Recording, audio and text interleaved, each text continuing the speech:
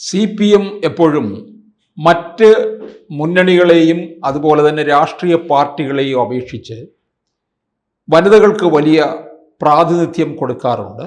അതുപോലെ തന്നെ പുതുമുഖങ്ങൾക്കും വലിയ പ്രാതിനിധ്യം കൊടുക്കാറുണ്ട്. ഇതൊക്കെയാണ് നമ്മൾ മുൻകാലങ്ങളിൽ കണ്ടിട്ടുള്ളത്. അതുതന്നെയാണ് ഇപ്പോൾ 2026 നമ്മൾ കണ്ടത്. അങ്ങനെ CPM ഇക്കുറി ഇറക്കിയ ഒരു 10 വനിതകൾ, 12 വനിതകളെയാണ് മത്സരരംഗത്തേക്ക് കൊണ്ടുവന്നത്. അതിൽ 10 വനിതകളുടെ പരാജയം ഉറപ്പാണ് എന്നുള്ളതാണ്. അപ്പോൾ CPMന്റെ തോൽവി ഉറപ്പിച്ച വനിതാ സ്ഥാനാർത്ഥികളിലേക്കാണ് ഞാൻ പോകുന്നത്.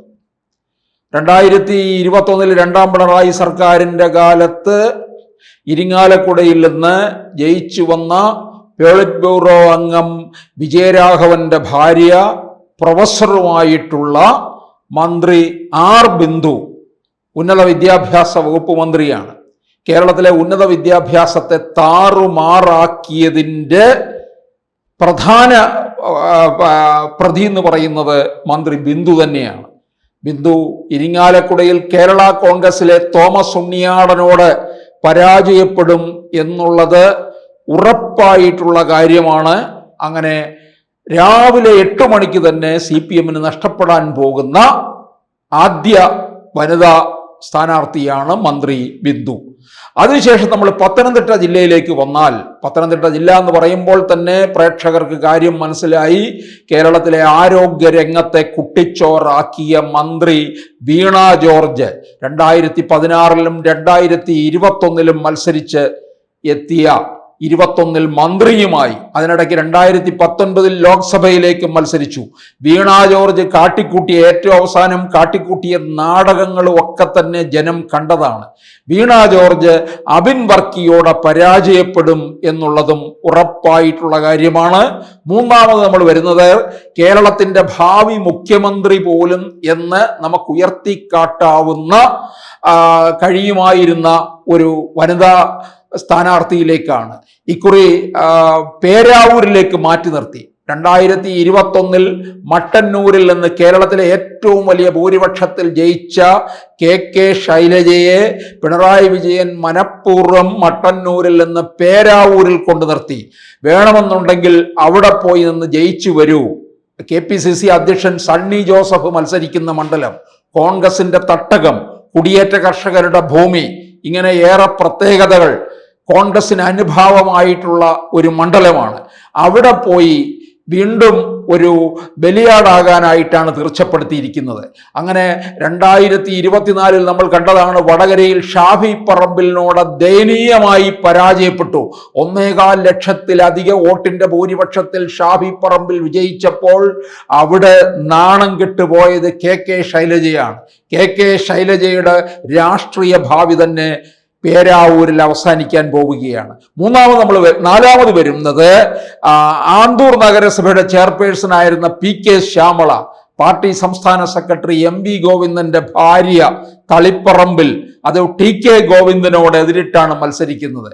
അവിടെ PK ശ്യാമളയ്ക്കെതിരായിട്ട് തന്നെ പാർട്ടിയിൽ തന്നെ അതിശക്തമായിട്ടുള്ള ഒരു ഒരു പോരവിടെ നടക്കുന്നുണ്ട്. അതുകൊണ്ട് TK ഗോവിന്ദന് വിജയം ഉറപ്പായിട്ടുള്ള കാര്യമാണ്. അതുപോലെ അഞ്ചാമത് നമ്മൾ വരുമ്പോൾ അരൂരിൽ നിന്ന് ദലീമയാണ് മത്സരിക്കുന്നത്. ദലീമയെ സംബന്ധിച്ചിടത്തോളം ഇത്രയും പരാജയം ഉണ്ടായ ഒരു MLA നമുക്ക് വേറെ ഇല്ലെന്നുള്ളതാണ്.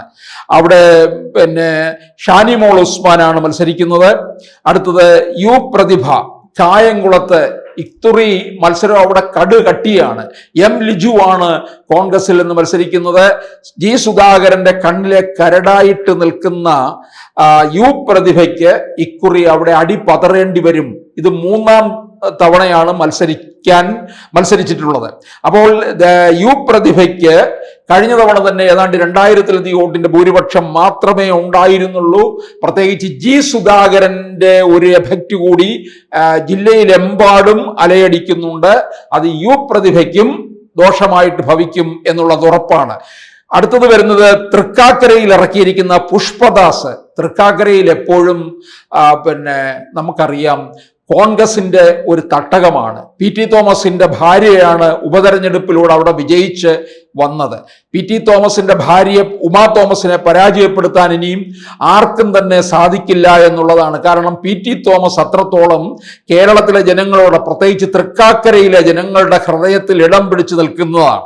അങ്ങനെയുള്ള ഇടത്താണ് CPM പുഷ്പദാസിനെ കൊണ്ടുവന്ന് ഇറക്കിയിരിക്കുന്നത്. നമുക്കറിയാം, ഉപതെരഞ്ഞെടുപ്പിൽ തന്നെ അവിടെയുള്ള ഒരു സ്വകാര്യ ആശുപത്രിയിലെ ഒരു ഡോക്ടറെ സ്വതന്ത്ര സ്ഥാനാർത്ഥിയായിട്ട് മത്സരിപ്പിച്ചു. 8 നിലയിൽ പൊട്ടുന്ന കാഴ്ചയാണ് നമ്മൾ കണ്ടത്. അതേ ദയനീയമായിട്ടുള്ള സ്ഥിതി തന്നെയായിരിക്കും തൃക്കാക്കരയിലും ഈ CPMന്റെ സ്ഥാനാർത്ഥിയായിട്ടുള്ള പുഷ്പദാസിനെയും കാണാൻ പോകുന്നത്. അടുത്തത് നമ്മൾ വരുന്നത് വൈപ്പിനിലാണ്.